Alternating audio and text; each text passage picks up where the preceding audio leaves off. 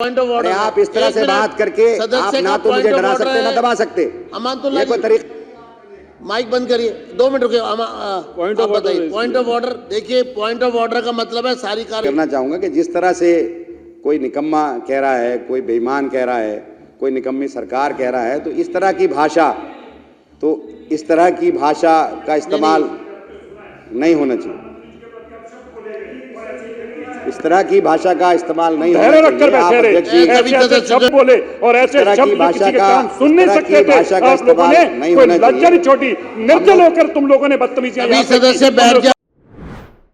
नहीं, देखिए, मैं तो ये चाहूंगा कि आप तमाम हमारे जितने भी साथी हैं आप उनको बुला लें। कई बार ऐसा हुआ है कि आपको बाहर भेजा गया, जब अनुरोध आपके दूसरे साथी ने किया तो हमने ओम प्रकाश जी को और दूसरे लोगों को आपके अनुरोध पर हमने बुलाया। तो मैं तो यही चाहूंगा कि वो सारे पार्ट हैं, और क्योंकि अभी जो है आपका डिप्टी स्पीकर का भी चयन होना है, उसका इलेक्शन होना है, तो उसमें अपोजिशन अगर नहीं रहेगा तो वो ठीक नहीं होगा किसी भी लिहाज से। तो हम तो यही चाहेंगे कि भाई आप सबको बुलाएं, आप क्योंकि सीट पर बैठे हैं और आप सबके अध्यक्ष हैं। हम तो यही चाहेंगे कि आप ये सारी चीज़ों को देखते हुए उन सबको अंदर बुला लें, और हमने कई बार ऐसा किया है पीछे भी, और ये तो पार्ट है इस वक्त में, क्योंकि हम भी हिस्सा हैं विधानसभा का। और बड़ी अच्छी बात है कि दिल्ली की जनता ने विषय पर आपको चुन करके भेजा है, और हम खैर मकदम करते हैं इसका, जनता ने कहा। और हम यही चाहेंगे कि आप तमाम तबकात के साथ में जो भी हैं कार्य करें, और हम मुख्यमंत्री जी से भी और तमाम मंत्री से और तमाम विधायकों से हमारी तो ये रिक्वेस्ट रहेगी, ये दरख्वास्त रहेगी कि आप दिल्ली की जनता के लिए काम करें। और मैं एक और बात करना चाहूँगा, देखिए जिस तरह से मैं यहाँ मौजूद हूँ, सीएजी पर बात करनी है, मुझे सीएजी पर बात करनी है तो करिए। मैं ये करना चाहूँगा कि जिस तरह से कोई निकम्मा कह रहा है, कोई बेईमान कह रहा है, कोई निकम्मी सरकार कह रहा है, तो इस तरह की भाषा का इस्तेमाल नहीं होना चाहिए।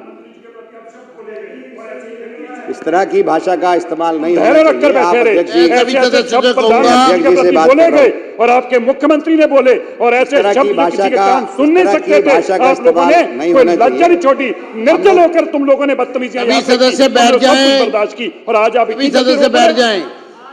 ओपी शर्मा जी, कर्नल जी, सिरसा जी, आप विषय पर आ रहे हैं या मैं अगला? मैं सीएजी रिपोर्ट पर बात कर रहा हूँ। सीएजी पर आइए। ये इस तरह से बात ना करनी दी जाए, चलिए, ये अच्छी बात नहीं है। नहीं, आपको मैं मर्यादा दे रहा हूँ। हम लोग 5 मिनट आपके हो गए हैं, आप समय का सदुपयोग करें, सीएजी पर बात करें। देखिए, सीएजी रिपोर्ट सदन में पेश हुई और उस पर मैं चर्चा सुन रहा हूँ, और मैं देख भी रहा हूँ कि सीएजी रिपोर्ट में जो कहा गया है, पिछले 2 साल से ये शराब घोटाले पर आए दिन ये तमाम चीज़ें आ रही हैं, और हमारे दिल्ली सरकार के करैक्टर को जिस तरह से कि भाई नॉन कन्फर्मिंग एरियाज के अंदर ठेके नहीं खुले, उससे 941 करोड़ रुपए का घाटा हुआ। कुछ लाइसेंस वापस कर दिए गए, 800 करोड़ से ज़्यादा का घाटा वो हुआ। आप 2000 करोड़ के घाटे की बात कर रहे हैं कि सरकार के रेवेन्यू का लॉस हुआ। 1800 करोड़ रुपए तो ये होता है।